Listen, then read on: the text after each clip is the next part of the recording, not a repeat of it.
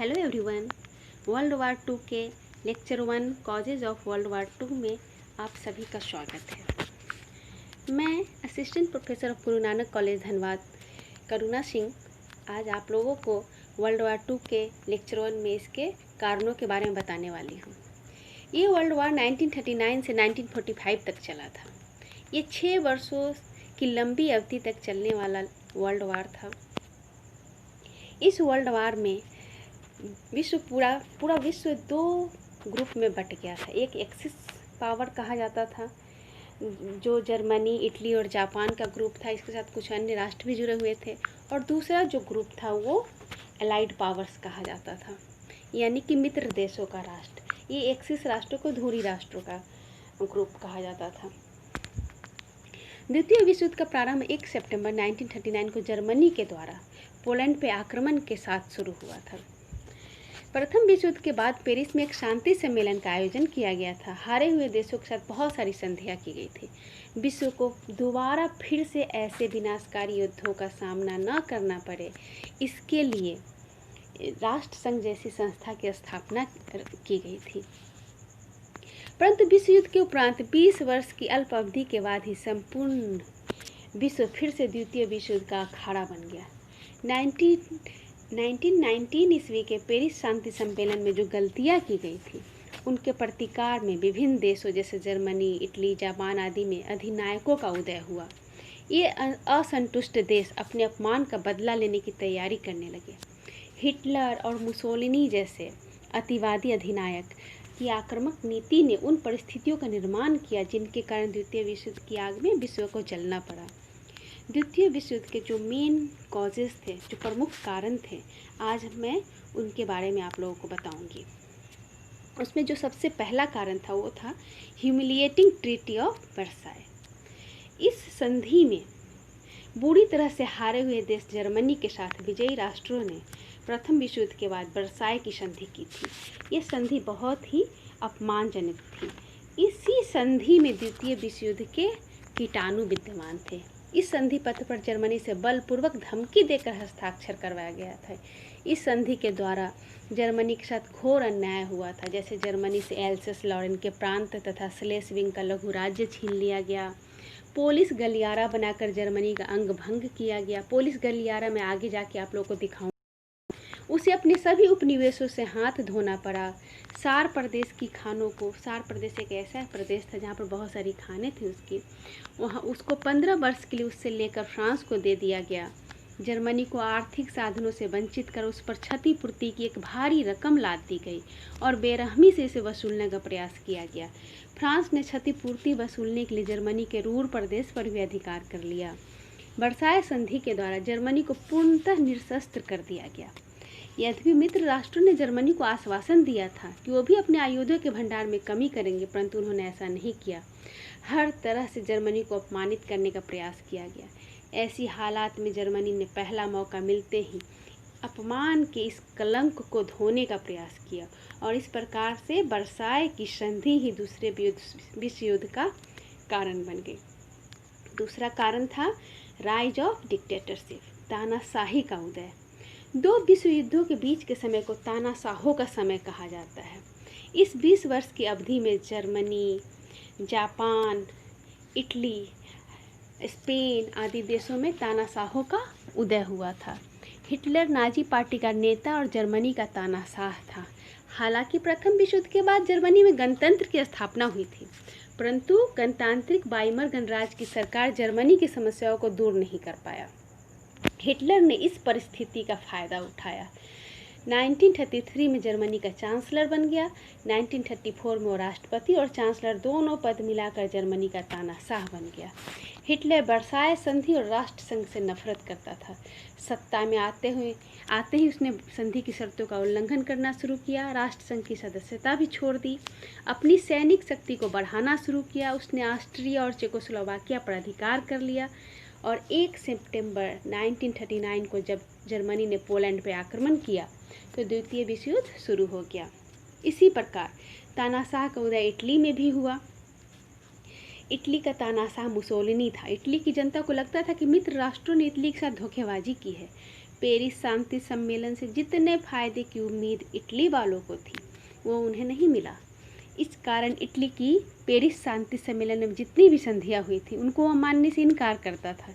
ऐसी ही परिस्थितियों में वहाँ फासिज्म का उदय हुआ। फासिस्ट पार्टी का नेता मुसोलिनी था। मुसोलिनी ने 1922 में इटली के प्रशासन पर कब्जा कर लिया और इस प्रकार से वहाँ अपनी तानाशाही कायम की। इस प्रकार स्पेन और जापान में भी तानाशाही का उदय हुआ। स्पेन में जनरल फ्रैंको ने हिटलर और मुसोलिनी की सहायता से स्पेन में रिपब्लिकन को सिविल वार में हरा दिया और स्पेन में अपनी तानाशाही कायम की। उसी प्रकार जापान ने जर्मनी और इटली में एक संधि हुई और प्रथम विश्व युद्ध के बाद रोम, बर्लिन, टोक्यो एक्सिस अस्तित्व में आया। इस ग्रुप ने यूरोप की शांति भंग कर दी और पूरे विश्व को विश्व युद्ध की आग में झोंक दिया। अगला कारण है प्रजातंत्र एवं एकतंत्र के बीच मतभेद, conflict between democracy and autocracy. ये है ऑटोक्रेसी के लीडर्स और ये है डेमोक्रेसी को फॉलो करने वाले लीडर्स। द्वितीय विश्व युद्ध वास्तव में दो परस्पर विरोधी विचारों सिद्धांतों का संघर्ष था। इंग्लैंड, फ्रांस और अमेरिका प्रजातंत्र के सिद्धांतों को मानते थे, जबकि जर्मनी, इटली और जापान पूरी तरह से ऑटोक्रेसी के पक्ष में थे। अतः कॉन्फ्लिक्ट जो इन दोनों के बीच में था वो विश्व युद्ध का एक प्रमुख कारण था। एक बार मुसोलिनी ने कहा भी था कि the struggle between the two worlds present no compromise either we or they. अभी उपस्थित दो दुनिया के संघर्ष में या तो वो रहेंगे या हम रहेंगे। नेक्स्ट कारण था तुष्टीकरण की नीति, पॉलिसी ऑफ अपीसमेंट। सत्ता प्राप्त करते ही हिटलर ने उग्र विदेश नीति का सहारा लिया।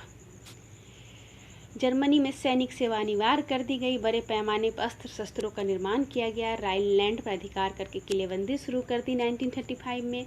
1938 में उसने ऑस्ट्रिया पर अधिकार कर लिया। देखते देखते जर्मनी सैनिक दृष्टि से एक महान शक्ति बन गया, लेकिन किसी महाशक्ति ने कारगर विरोध नहीं किया। हिटलर का हौसला बढ़ता गया।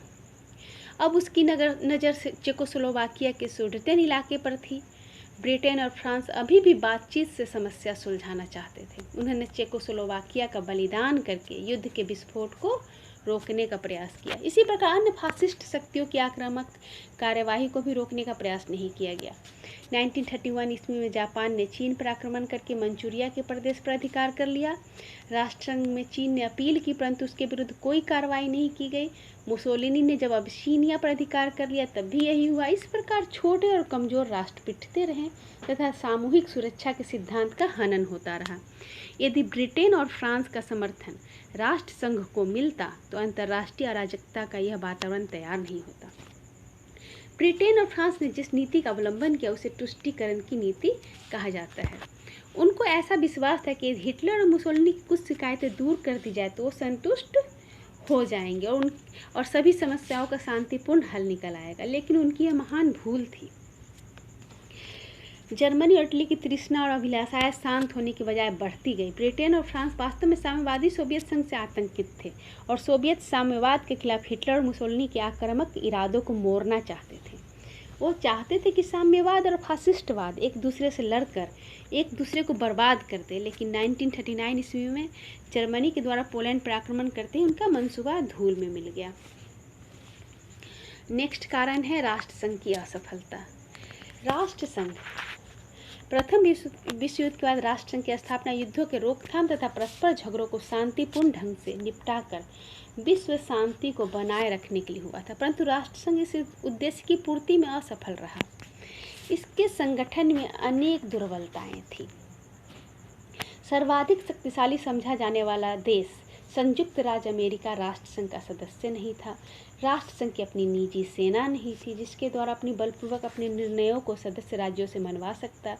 निर्बल और छोटे राष्ट्रों ने राष्ट्रसंघ का कहना मान लिया, परंतु बड़े शक्तिशाली राष्ट्रों ने खुल्लम खुल्ला उसकी अवहेलना की। जर्मनी, जापान और इटली राष्ट्रसंघ से अलग होकर अपनी मनमानी करने लगे। राष्ट्रसंघ उन्हें दंडित नहीं कर सका।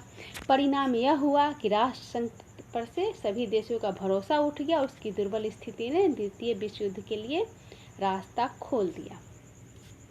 नेक्स्ट कारण है राजनयिक गठबंधन, डिप्लोमेटिक अलायंसेस। पेरिस शांति सम्मेलन में निर्णय लिया गया था कि राष्ट्र संघ के सदस्य राष्ट्र किसी अन्य राष्ट्र के साथ कोई संधि या संघ नहीं बनाएंगे।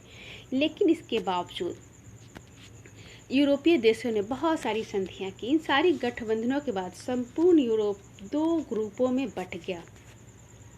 एक ग्रुप जो कि फासिस्ट पावर कही जाती थी वो जर्मनी, जापान और इटली का था, और दूसरा ग्रुप जो एंटी फासिस्ट यानी कि डेमोक्रेटिक ग्रुप बोला जाता था वो France, Poland, Romania, Czechoslovakia, Yugoslavia का था, जिसे डेमोक्रेटिक ग्रुप कहते थे।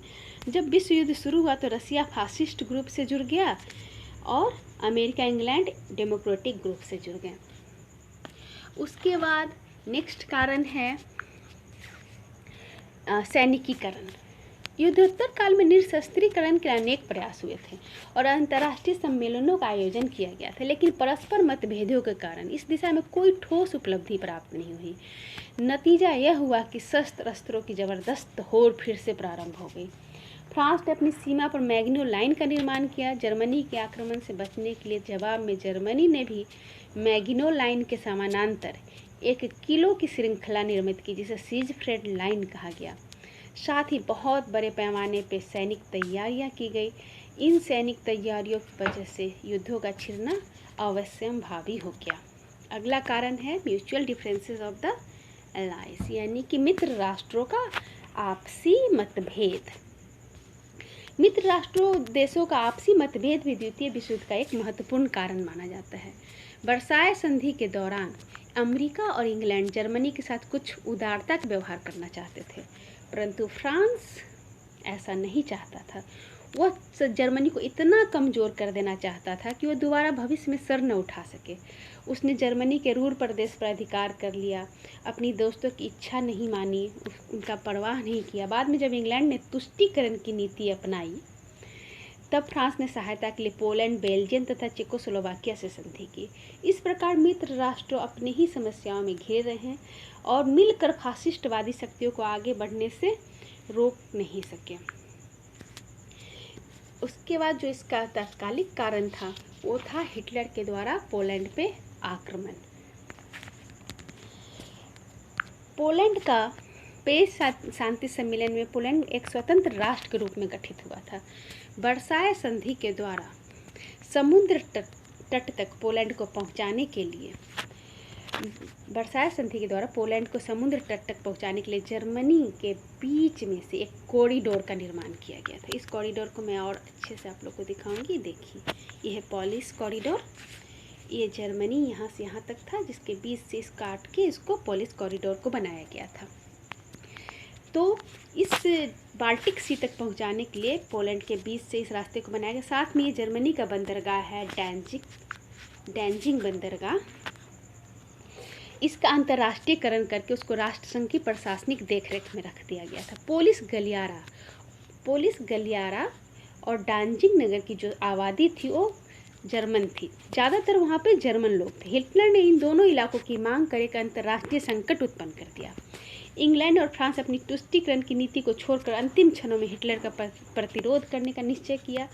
पोलैंड के साथ ब्रिटेन और फ्रांस की एक संधि हुई, जिसके अनुसार पश्चिमी राज्यों ने वचन दिया कि यदि पोलैंड पर जर्मन आक्रमण हुआ तो उसकी सहायता करेंगे। फिर जब 1 सितंबर 1939